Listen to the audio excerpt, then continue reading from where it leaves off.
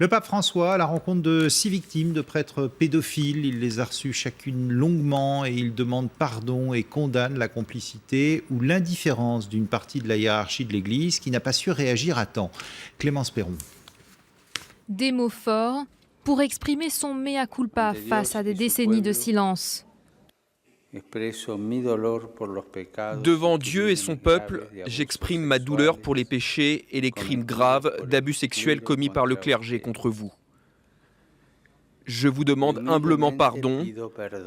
Je vous demande votre pardon pour les péchés d'omission de dirigeants de l'Église qui n'ont pas répondu de manière adéquate à des dénonciations. Après son discours, le souverain pontife s'est entretenu individuellement et à huis clos avec chacune des 6 victimes. Des victimes accueillies pour la première fois au Vatican, un symbole fort, mais pas suffisant pour les associations de victimes. Les associations de victimes disent qu'il est important que cela ne reste pas un événement de cérémonie, un rendez-vous de masse, une occasion pour l'image. Elles veulent bien plus que cela. Elles veulent que le pape lance un signal fort aux responsables catholiques du monde entier. Il faut qu'ils sachent qu'au moindre soupçon d'un prêtre qui aurait abusé d'un enfant, cela ira devant les tribunaux civils.